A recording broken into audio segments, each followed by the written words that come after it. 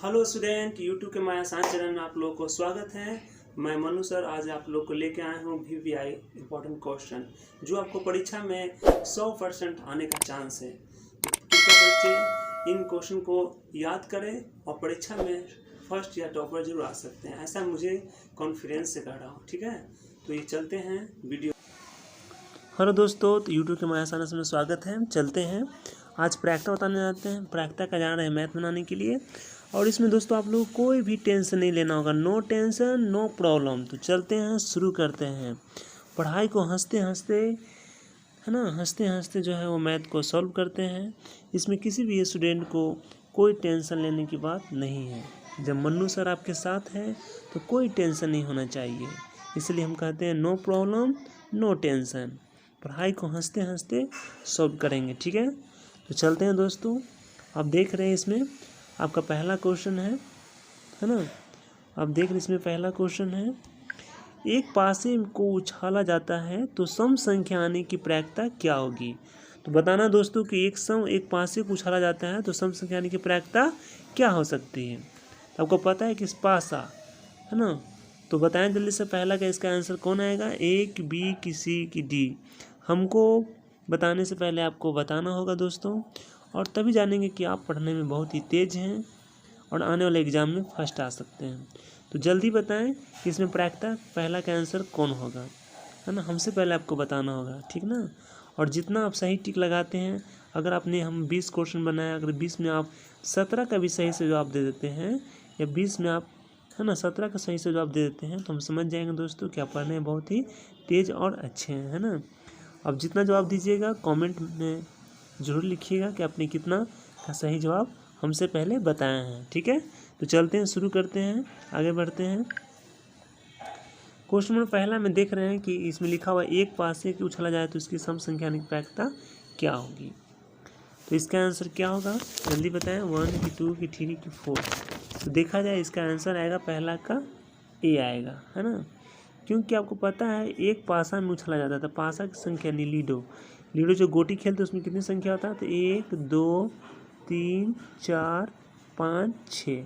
अब जल्दी बताएं दोस्तों, इन 6 में से बताना है आपको कि जो है कौन कौन सम संख्या है। तो सम संख्या उसे कहते हैं जो 2 से भाग देने पर कट जाता है, जैसे 2 हो गया, 4 आ गया, है ना, 6 हो गया। तो ये जितनी भी संख्या है वो सम संख्या है। तो आपको पता है कि प्रायिकता का सूत्र होता है नीचे कुल संख्या। तो नीचे कुल पासा में कितने संख्या होते हैं, कितने टोटल हैं, तो 6। तो 6 लिखेंगे, और ऊपर में होता है सम संख्या यानी प्रायिकता की संख्या।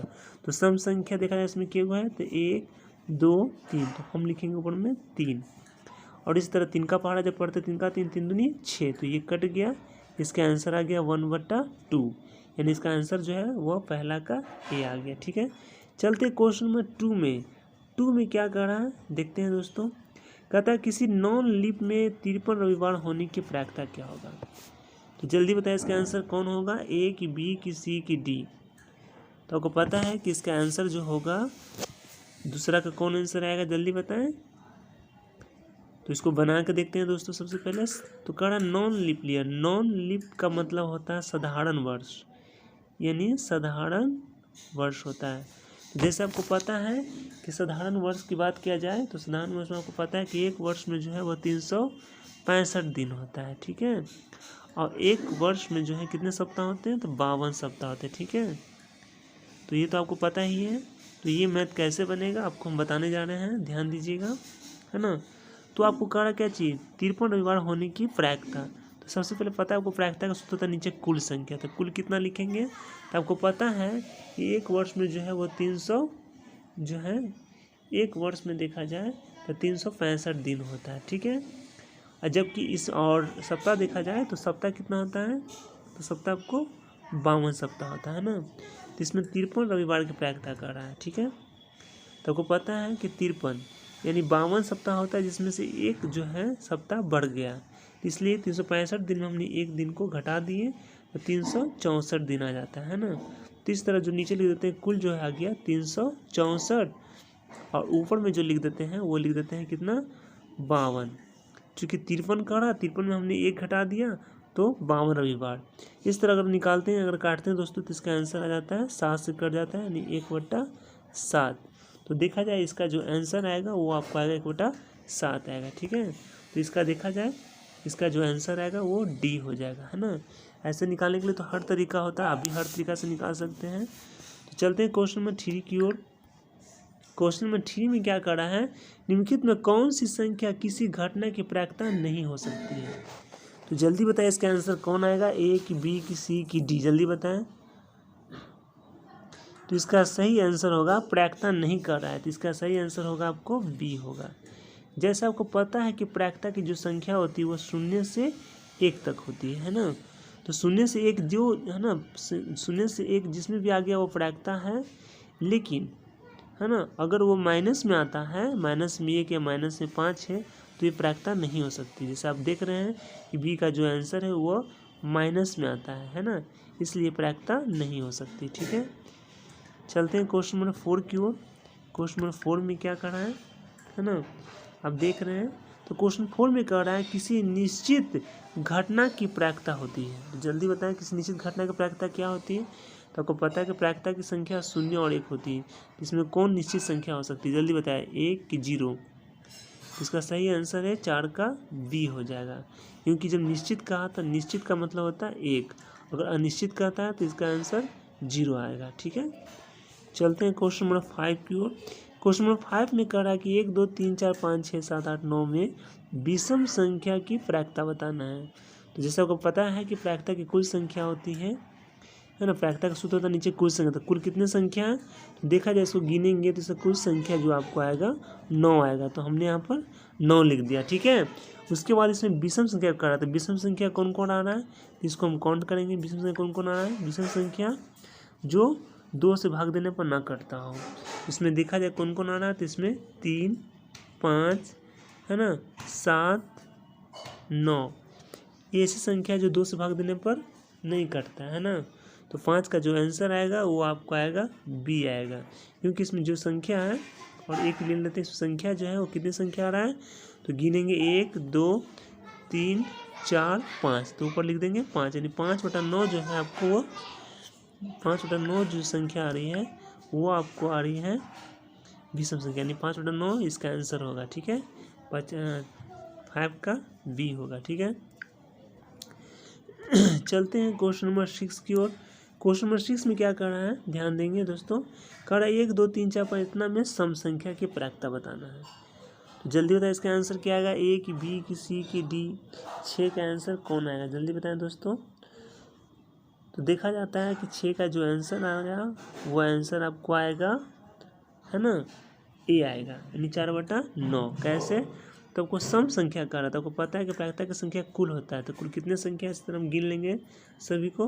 तो देखा जाए 9 संख्या, तो 9 नीचे लिखेंगे, और इसमें क्या कर रहा है, सम संख्या की प्रायिकता, तो सम संख्या का ही प्रायिकता बताना। तो सम संख्या कितने हैं गिन लेंगे, तो इस तरह गिनते हैं 1 2 2 3 4, तो इस तरह देखा जाए इसकी सम संख्या जो है वो 4 आती है, यानी 4/9।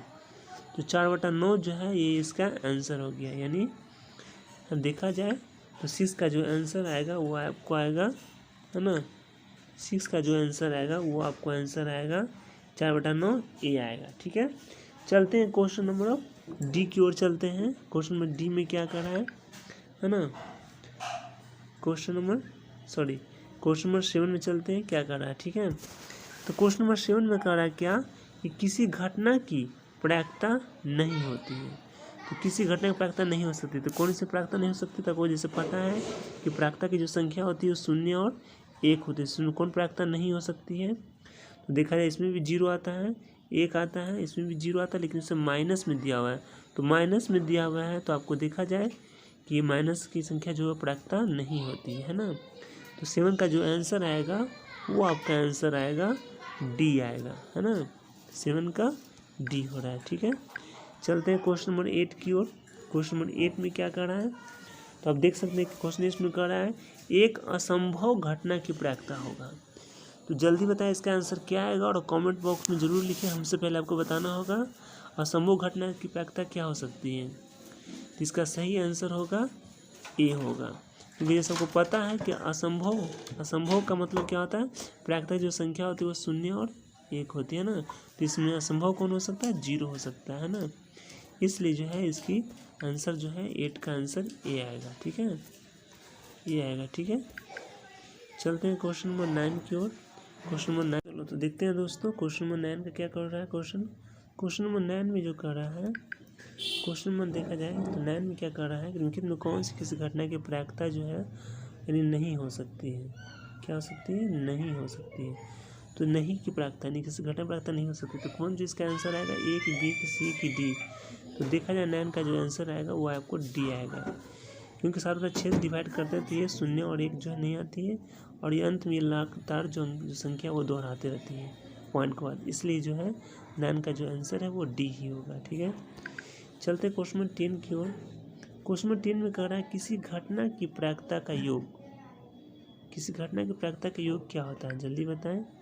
तो देखा जाए प्रायिकता का योग कह रहा है, तो प्रायिकता का योग का मतलब क्या होता है, 0 और 1 प्रायिकता होता है, योग मतलब जोड़, अगर इसको जोड़ देते तो इसका आंसर 1 आता है। इस तरह देखा जाए तो 10वां का जो आंसर है वो आपको आएगा, प्रायिकता का योग हमेशा 1 होगा, यानी डी हो जाएगा। ठीक है, और दोस्तों चलते हैं क्वेश्चन नंबर 11 की ओर। क्वेश्चन नंबर 11 में क्या कर रहे हैं, आप देख रहे हैं क्वेश्चन नंबर 11 में क्या कर रहा है ना, तो देखते हैं क्वेश्चन नंबर 11 में क्या कर रहा है ना, आप देख रहे हैं क्वेश्चन नंबर 11 में क्या कर रहा है कि एक थैला में, है ना, एक थैला में 4 लाल और 5 हरा गेंद है, तो लाल की प्रायिकता क्या होगा। तो जैसे आपको पता है कि जल्दी बताएं 11 का जो आंसर है वो क्या होगा, ए की, बी की, सी की, डी, जल्दी बताएं। तो देखा जाए 11 का जो आंसर आएगा वो इसका आंसर आएगा आपको ए आएगा।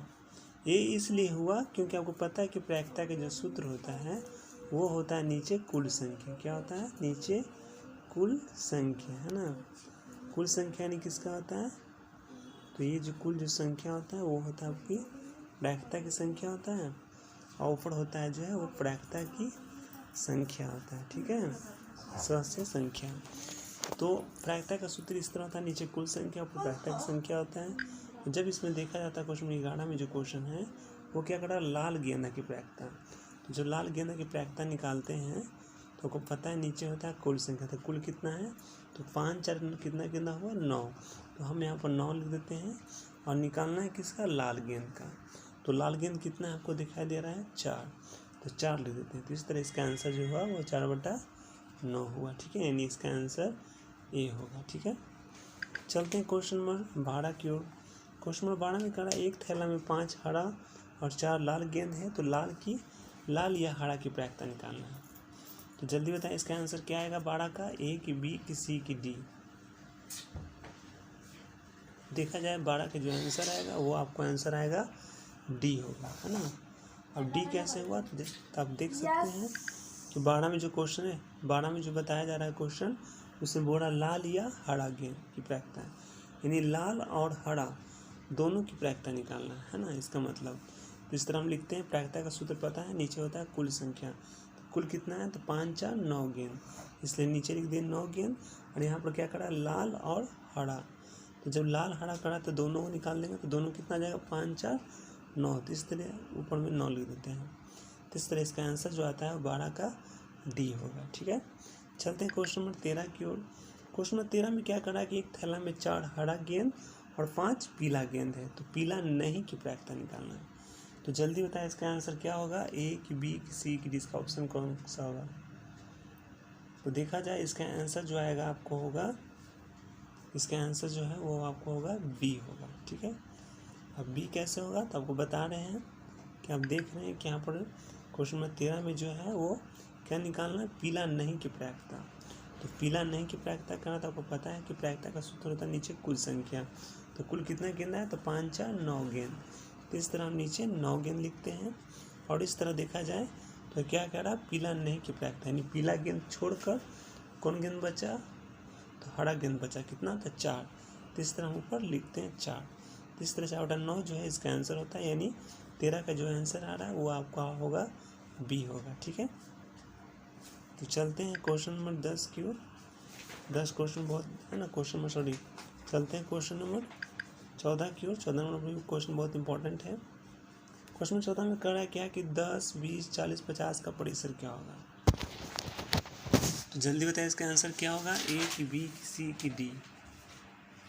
तो देखा जाए परिसर का सूत्र आपको पता है, परिसर का सूत्र होता है बड़ा अंक, है ना, यानी उच्च सीमा भी कह सकते हैं। तो बड़ा अंक और होता है माइनस छोटा अंक, यानी बड़ा अंक में से छोटा अंक को घटा देते हैं तो परिसर जो है मेरा निकल जाता है ना, ठीक है, अंक।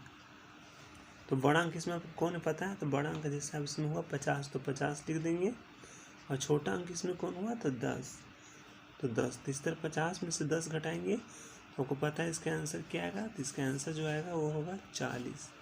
तो इस तरह देखा जाए 14 का जो आंसर है वो आपको होगा डी, यानी 40 होगा। चलते हैं क्वेश्चन नंबर 15 की ओर। क्वेश्चन नंबर 15 में क्या कर रहा है, कह रहा है 20 और 30 का वर्गची बताना है। जैसे पता है कि वर्गची, तो 20 और 30 का वर्गची क्या होगा, जल्दी बताएं इसका आंसर क्या आएगा, ए की बी की सी की डी।